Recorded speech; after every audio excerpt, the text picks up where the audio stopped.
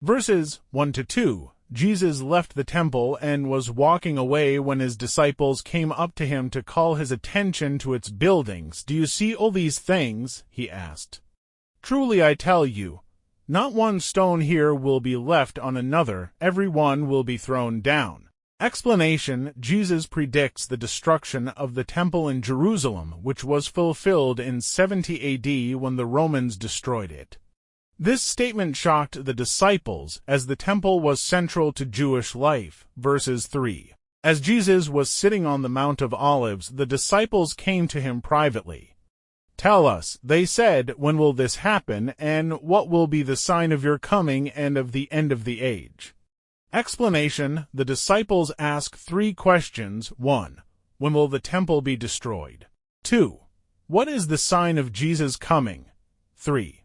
What is the sign of the end of the age? Verses 4-5, Jesus answered, "Watch out that no one deceives you. For many will come in my name, claiming, 'I am the Messiah,' and will deceive many." Explanation: Jesus warns of false messiahs and deception, which are signs of the end times. History records many such claimants both in ancient and modern times.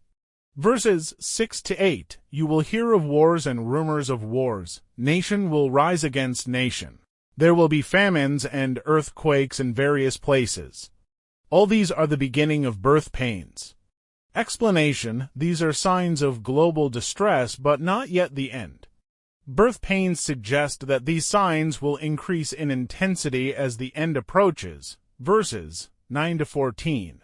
Then you will be handed over to be persecuted. Many will turn away from the faith. The love of most will grow cold, and this gospel of the kingdom will be preached in the whole world, and then the end will come.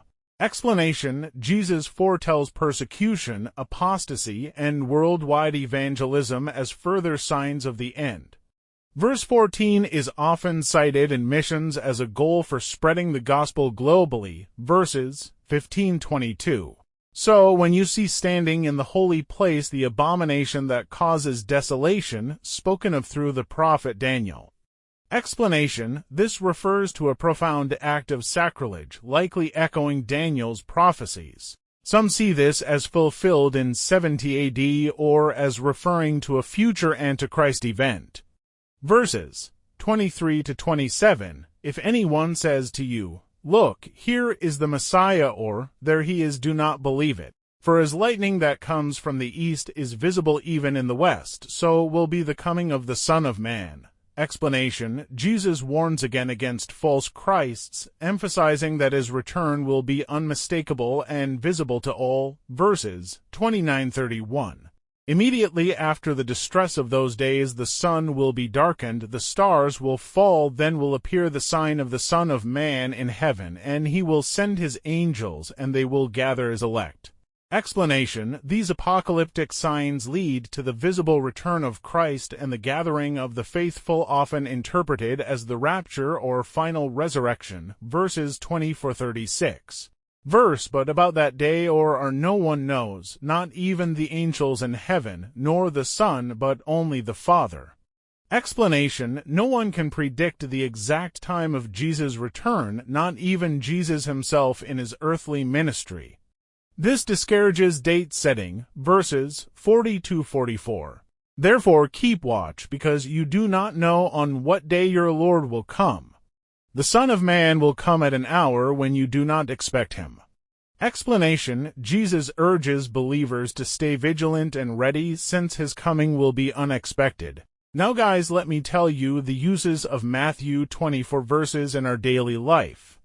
Matthew 24 offers valuable guidance for daily living by reminding us to stay spiritually alert, discerning, and prepared. Jesus' warnings about deception encourage us to be grounded in truth, especially in a world filled with misinformation and spiritual confusion. The verses about wars, famines, and global unrest teach us not to live in fear, but to trust that God is in control even when the world seems unstable. Jesus emphasizes the importance of endurance and faithfulness, encouraging us to stand firm in our beliefs despite trials. The call to spread the gospel challenges us to live with purpose and mission, using our actions and words to reflect God's kingdom. Above all, Matthew 24 reminds us to live each day with readiness, integrity, and hope as we await Christ's return, not with anxiety, but with confident faith.